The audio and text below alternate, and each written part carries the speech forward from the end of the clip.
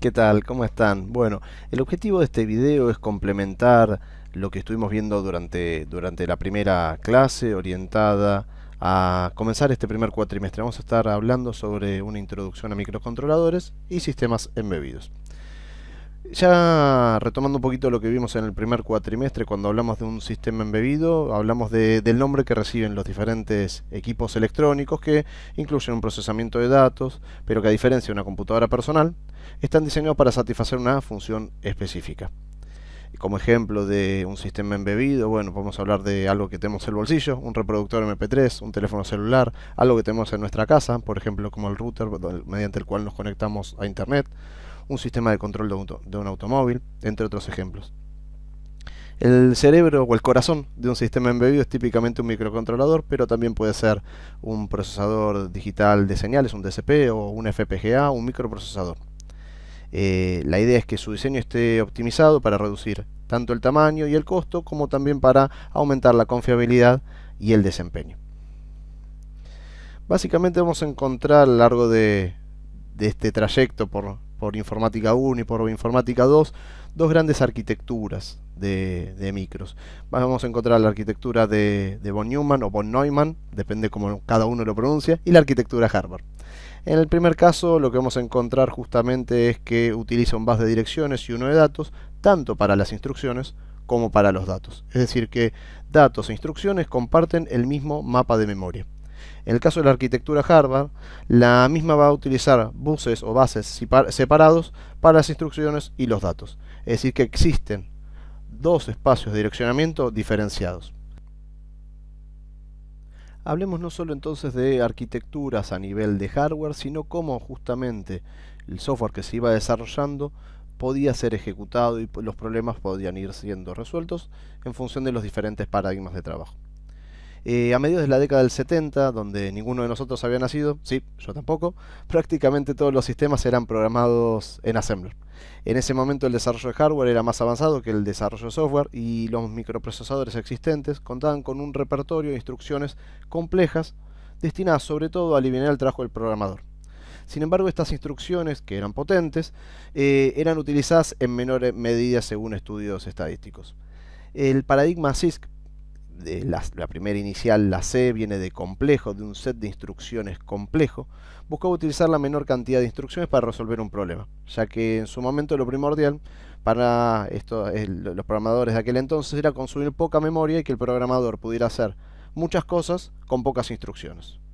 En contrapartida, RISC lo que propuso fue una estrategia de diseño basada en la utilización de instrucciones más simples y rápidas, buscando tener una mejor performance o un mejor rendimiento en la ejecución de nuestro código.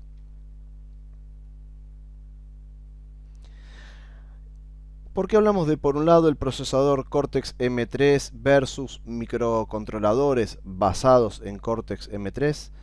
Tenemos que ir unos pasitos para atrás. ARM es una empresa que desarrolla CPUs y no produce hardware. Lo que produce es licenciamiento, produce conocimiento y vende ese conocimiento, es decir, a través de una transferencia de la propiedad intelectual, a través de un sistema de licencias. Un fabricante que desee fabricar, valga la redundancia, un chip, o un fabricante de componentes electrónicos que quiera hacer un microcontrolador basado en ARM, compra una licencia y lo que está comprando entonces no es directamente un dispositivo, sino lo que está comprando es el know-how, es cómo poder fabricar microcontroladores utilizando la tecnología desarrollada por ARM. La licencia es la información que permite al fabricante entonces implementar un core, un núcleo o una CPU en su propia tecnología en particular. Luego el fabricante lo que va a hacer es completar el producto con sus propios periféricos. Por ejemplo, quiero tanto de memoria, quiero tantos puertos para poder manejar entradas, salidas, quiero ciertos puertos de comunicación de un tipo, de otro, y eso es lo que el fabricante nos va a ofrecer a nosotros, que como ingenieros elegiremos justamente un dispositivo en particular para poder trabajar.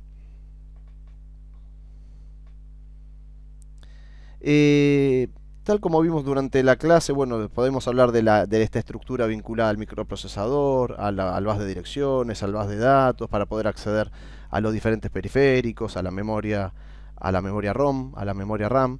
Lo que planteó ARM es una estructura arbitrada de comunicación denominada AMBA, tal como está de moda en el día de hoy en este contexto, que está basada en realidad no es por el amplio Buenos Aires, sino que justamente tiene que ver con la sigla correspondiente a Advanced Microcontroller Bus Architecture, es decir, una arquitectura de bus de microcontrolador avanzada. Esa arquitectura es una arquitectura basada en un conjunto de estrategias que permiten arbitrar, básicamente, entre los diferentes periféricos. Básicamente, los procesadores ARM utilizan esta arquitectura para la interconexión de diferentes bloques internos que van a conformar al chip. Como vamos a ver en las clases siguientes, a partir de los diferentes periféricos que nosotros vayamos utilizando, este tipo de arquitectura de bus define 5 bases o 5 interfaces, de las cuales en principio nos vamos a ocupar de 3. Las que más nos interesan tienen que ver con lo que es el Advanced System Bus o el ASB, el Advanced High Performance Bus, que es el AHB, y el Advanced Peripheral Bus, que es el APB. Después tenemos otros dos bases más dedicados a cuestiones de extensión, pero lo van a ver esto seguramente en materias del ciclo superior.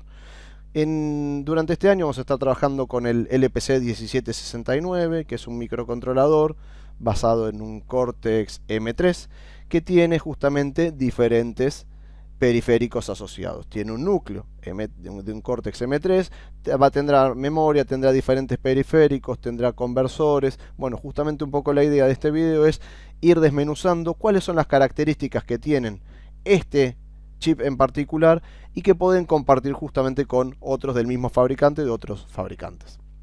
Si comparamos este microcontrolador con otros microcontroladores, bueno, vamos a encontrar que por ejemplo tiene timers, tiene 70 pines dedicados a entrada y salida, tiene 64K de RAM, tiene 512K de flash, tiene conversores analógico digital, digital analógico, tiene USB nativo, tiene Ethernet nativo, tiene la posibilidad de hacer debugging en tiempo real. Bueno, justamente a partir de estas cuestiones es que uno va a ir eligiendo en el ámbito profesional a partir de las características propias de un microcontrolador y en función del proyecto que uno va haciendo. Entonces esta es nuestro primer acercamiento hacia algunas características técnicas de más bajo nivel que las vistas en el primer cuatrimestre. Vamos a charlar un poquito sobre las diferentes partes de un microcontrolador y justamente cómo se lo compone. Básicamente, ¿qué vamos a encontrar? Al igual que vimos durante la clase, vamos a tener un núcleo o un core, vamos a tener unidades de entrada-salida, unidades de memoria, distintos periféricos dedicados a parte de control o unidades internas. De cada uno de estos ítems vamos a ir hablando un poquito para que ustedes lo tengan presente. Cuando hablamos del CPU o del core, lo que vamos a decir es que la CPU lo que podemos pensarles como una máquina que lo que hace es buscar instrucciones, decodificarlas y luego ejecutarlas. En función del micro con el cual nosotros estemos trabajando, hay otro concepto detrás de todo esto que es el pipeline. Seguramente algo habrán visto de esto en Info 1, pero no se preocupen que en las materias del ciclo superior lo vamos a retomar. Un poco la idea es que mientras el micro esté buscando o esté ejecutando una instrucción en curso, puede estar buscando, por ejemplo, y decodificando justamente otra instrucción. Entonces se produce una tubería, como los mecanismos de IPC que estuvimos viendo, por los cuales mientras estamos ejecutando una ya tenemos información asociada a la siguiente, y mientras estamos ejecutando esa tenemos información sobre la que proseguirá.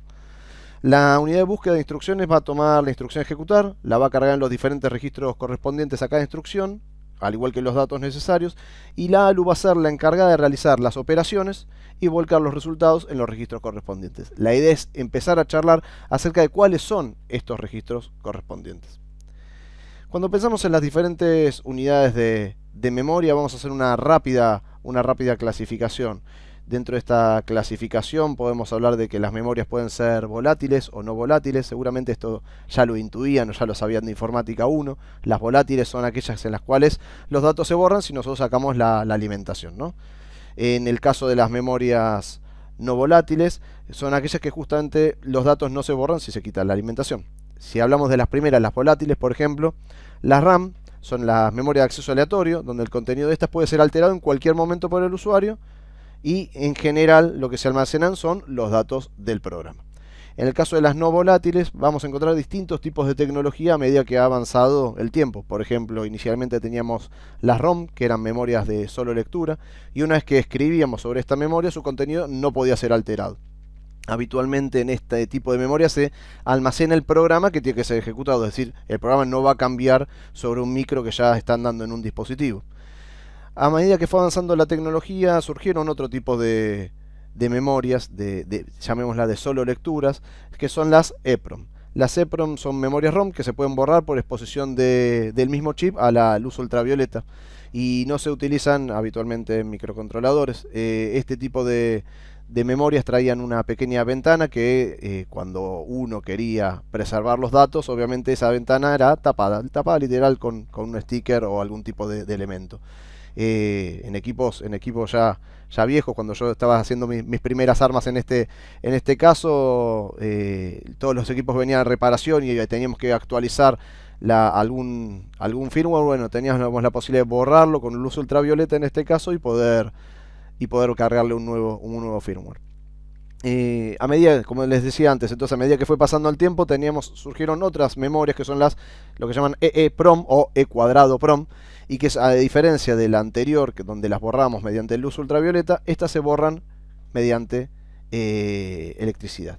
La idea justamente es que ese contenido puede ser alterado con un proceso de regrabado, y son memorias no volátiles que permiten el borrado de a bytes. Y habitualmente, hoy en día, se utilizan, por ejemplo, para variables de configuración o distintos tipos de tablas. Nosotros podemos cargar una tabla de conversión en una memoria cuadrado PROM, la cual entonces podemos hacer que nuestros datos vayan a buscar esa tabla de conversión, y ese acceso nos facilite justamente el procesamiento y no tener que hacer cuentas, sino que simplemente es como un diccionario. Uno busca un índice o uno busca una referencia y tiene la respuesta. Entonces, para ese tipo de cosas se pueden utilizar hoy en día. Y por último tenemos las memorias flash. Al igual que las anteriores, nosotros también podemos hacer un borrado. El borrado, a diferencia del otro que se hacía de a bytes, se hace por grupo de bytes, y el número de borrados que soporta es menor. En este tipo de memoria se almacena habitualmente el programa que tiene que ser ejecutado. ¿Qué elementos entonces tenemos dentro de nuestro núcleo? Bueno, habíamos visto recién la RAM, a ciertas unidades de memoria vinculadas a la RAM, a la flash o cuadrado PROM o EPROM. Pero tenemos otro tipo de unidades de control. En este caso la que vamos a ver es el oscilador. El oscilador básicamente para nosotros es el rey en un juego de ajedrez. El oscilador es muy importante porque es el motor de esta máquina, de la máquina que vamos a diseñar. Básicamente la hace mover. Si no tuviésemos un oscilador que nos marca el paso, nos marca el ritmo, el sistema que nosotros vamos a generar no funcionaría. Este oscilador puede ser externo o interno. Si es externo, se utiliza generalmente a bases de cristales, resonadores cerámicos o circuitos RC. En particular tenemos otra unidad de control orientada a todo lo que tiene que ver con baja tensión. Se lo conoce como BOD o LBI, que BOD corresponde a la detección de brownout, o LBI a una inhibición por baja tensión o bajo voltaje. Este módulo lo que permite hacer es producir un reset en caso de detección de baja tensión de alimentación. Es decir, imagínate que vos tenés tu equipo conectado a la red y se cae la red. Bueno, te permitiría detectarlo, por ejemplo, y cambiar un modo batería, una posibilidad. Otra posibilidad es que generar ese reset mientras, por ejemplo, se puede restaurar la tensión eléctrica. Este módulo puede habilitarse o deshabilitarse por software y puede, por ejemplo, generar un reset o una indicación de disminución de la tensión a través de diferentes mecanismos. Eso vamos a profundizar un poquito más adelante. Su uso, por ejemplo, se recomienda cuando estamos haciendo la grabación en memoria flash en forma dinámica. Bueno, digamos, es una buena medida de seguridad saber que si la tensión de alimentación se está cayendo, nosotros tenemos que poder, por ejemplo, guardar todo lo que estamos haciendo y no tenerlo solamente en memoria. En particular, el siguiente módulo se lo conoce como Watchdog Timer, o COP también, que es Computer Operating Properly. O sea que, digamos, que lo que busca este módulo es que nuestro sistema funcione correctamente.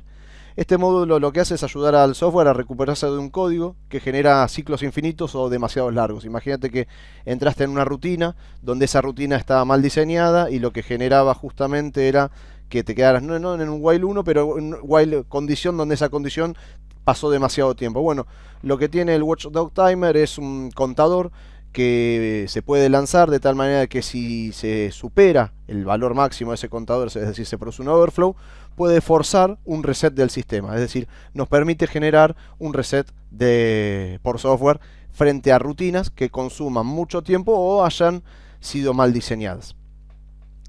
Particularmente nosotros vamos a encontrar entonces no solo las unidades de memoria, no solo unidades de control, sino que también vamos a manejarnos con diferentes unidades de entrada y salida.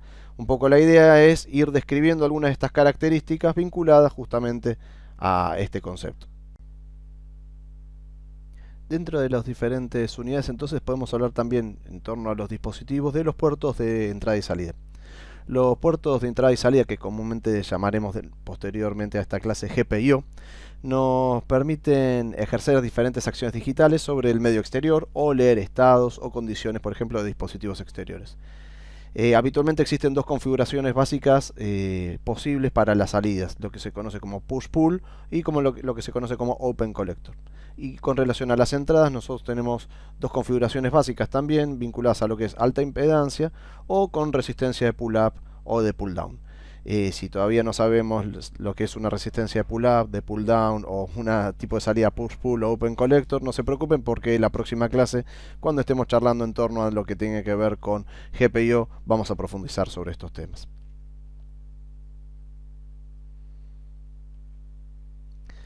Los timers. Bueno, el módulo de timer lo que hace es tomar como referencia para la temporización del clock interno del bus aquello que esté relacionado con la frecuencia del cristal externo o bien con la frecuencia del oscilador interno, dado que el dispositivo tenga la opción de oscilador interno. Tal como vimos hace un ratito, entonces el oscilador era lo que nos permitía marcar ese paso para nuestro sistema y justamente los timers van a aprovechar eso para poder trabajar. Vamos a tener diferentes tipos de módulos asociados a los timers, por ejemplo, lo que tenga que ver con el evento de overflow de un timer, por ejemplo, para generar distintas bases de tiempo. Algo de esto ya estuvimos charlando, cuando estuvimos charlando un poquito sobre la parte de maquinaria de timers, pero nos vamos a dedicar justamente al trabajo en bajo nivel.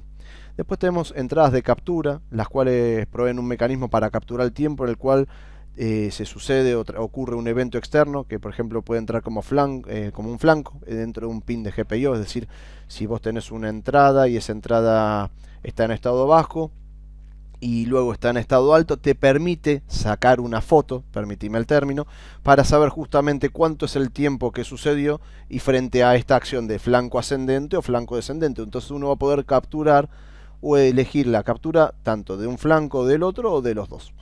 Las comparaciones por salida lo que hacen es proveer un mecanismo para generar o sacar una señal a un tiempo específico y habitualmente se la utiliza para generar formas de onda, pulsos, como un indicador de tiempo transcurrido, por ejemplo para un circuito externo o para disparar diferentes tipos de eventos.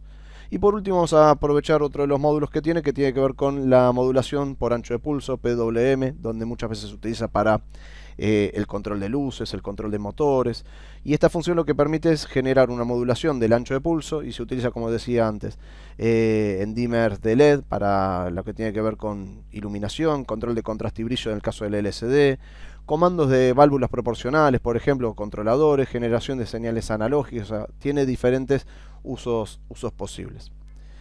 Dentro de los conversores que nosotros vamos a estar viendo durante este cuatrimestre, e insisto con esto, cada uno de estos ítems que estamos viendo vamos a dedicarle una o más clases a lo largo del cuatrimestre, así que esta es una pequeña introducción para que ustedes puedan adentrarse y conocer sobre cada uno de los recursos de control, de memoria y de los periféricos en particular. El ADC en este caso entonces, que es el conversor analógico digital, lo que permite hacer es transformar una tensión en una variable digital, básicamente tomar señales del mundo exterior y asociarles un código que las pueda representar. Luego de esa conversión, la señal analógica justamente puede procesarse dentro del microcontrolador.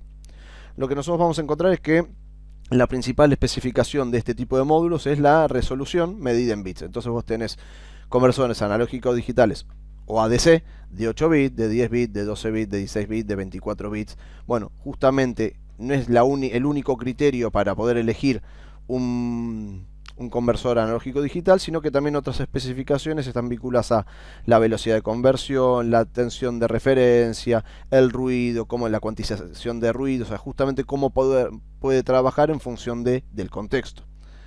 El otro módulo es el conversor digital analógico, es decir, que en contrapartida este módulo nos permite entonces transformar una magnitud digital, un valor digital, por ejemplo, de algún parámetro que hayamos procesado en una variable analógica. Pensemos, por ejemplo, que entonces podríamos tener una entrada de audio, un procesamiento de audio, y tenemos que comunicarnos nuevamente con el mundo exterior y, por ejemplo, proveerle esa señal a un parlante o un amplificador. Bueno, esta sería una posibilidad.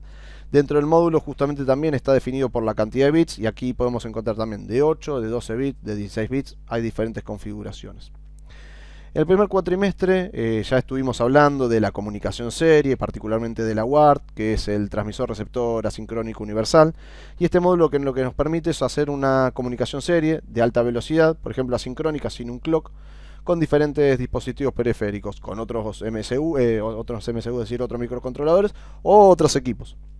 Estos módulos se pueden configurar para trabajar con diferentes formatos de datos y velocidades, como vimos, por ejemplo, estas cuestiones vinculadas a si vamos a trabajar con, bueno, teníamos el bit de start, los bits de datos que son diferentes longitudes o tamaño, la cuestión de la paridad, si era par, si era impar, si era paridad fija, y la duración del bit de stop. Otro de los módulos que nosotros tenemos vinculado a comunicación serie también es lo que se nos denomina el controlador DSPI, que es el Serial Peripheral Interface, y es un módulo que nos permite una comunicación serie de alta velocidad sincrónica, en este caso, es decir, con clock, con dispositivos periféricos u otros microcontroladores. Por ejemplo, con una memoria flash externa, un acelerómetro, un giróscopo, bueno, justamente con otros dispositivos que utilicen este protocolo para poder comunicarse. En forma complementaria, otra alternativa es el IIC o el I²C. Este módulo está también pensado para la comunicación interna, por ejemplo, entre el microcontrolador y otros dispositivos, por ejemplo, de memoria seriales, acelerómetros también. Es una interfaz de 2 cables sincrónica con un clock y bidireccional. Particularmente, insisto con esto, podemos tener un mismo acelerómetro que pueda trabajar por I²C o que pueda trabajar por SPI o una memoria. Nos vamos a tener que justamente ir amigando y conociendo que existen diferentes formas de comunicarnos con dispositivos, tanto internos como externos. Dependerá el fabricante y cómo lo maneje, por lo cual lo importante aquí son los conceptos. Después uno va a la hoja de datos y va a ir tratando de pormenorizar, de entender cuál es el protocolo, cuáles son las características propias de cada uno de estos protocolos.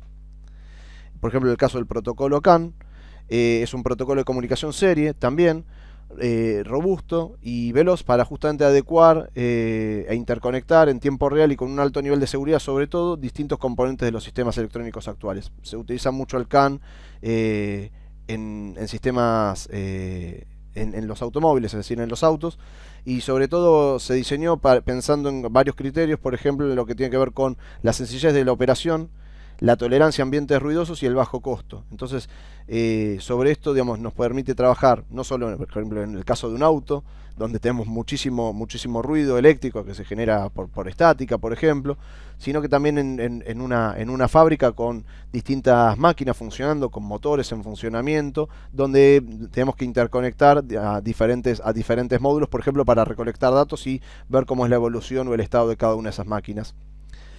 Dentro de los protocolos, tal vez alguno más conocido es el USB. Dentro de USB nosotros tenemos 3 tipos de interfaces principales, lo que es host, lo que es device y lo que es OTG o on the go. La norma, digamos, y en este caso admite 3 velocidades, que estaba basado en lo que es el low speed, lo que es el full speed y lo que es el high speed. Y 3 tipos de conectores. ¿Se acuerdan que cuando hablamos de la parte de serie habíamos hablado de estas cuestiones eléctricas, habíamos hablado de las cuestiones de lógica y habíamos hablado de las cuestiones eléctricas, de lógica y mecánicas? Bueno, en este caso, por ejemplo, los 3 tipos de conectores, estábamos hablando de un conector común, del mini, del micro, y justamente, digamos, hoy en día, y dentro de poco seguro esta presentación va a quedar desactualizada en función de nuevas funcionalidades que admita, por ejemplo, el USB. En particular, el USB device lo que permite es que, digamos, en este caso el bus USB fue diseñado para sustituir a la, digamos, a lo que fue o lo que es, sigue siendo RC232 o el IEEE 1284 para periféricos de PC.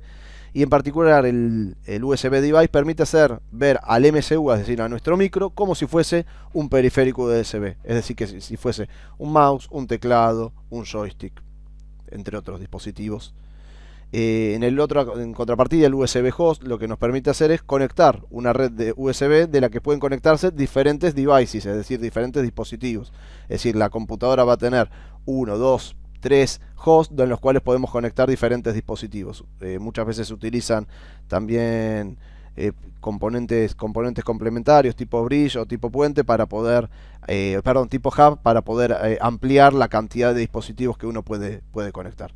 Y por último tenemos el USB OTG o el USB on the go, que lo que permite es una interfaz host, pero la red solo puede tener un único device. Las interfaces USB OTG, lo que consideran, sabiendo esta limitación anterior, pueden funcionar en modo dual, es decir, que por momentos puede ser host y device en el mismo equipo y en el mismo programa, y uno puede elegir en qué momento me comporto como host o en qué momento me comporto como device. En este caso, por ejemplo, nosotros tenemos una cámara digital que se conecta a la impresora, o por ejemplo un teléfono que se conecta a un reproductor de MP3 o de MP4, como lo quieran llamar, dependiendo lo que utilicen. Muchas veces les va a pasar cuando estén conectando el celular para, no sé, bajar fotos, bajar datos o lo que sea a la computadora, uno puede elegir cómo quiere que se comporte el teléfono. Bueno, ya por último y cerrando esta presentación, agradecerle a los ingenieros Gabriel Socodato y Marcelo Giura por proveer y ayudar en la generación de este material. Así que nos estamos viendo en la próxima clase. Un abrazo.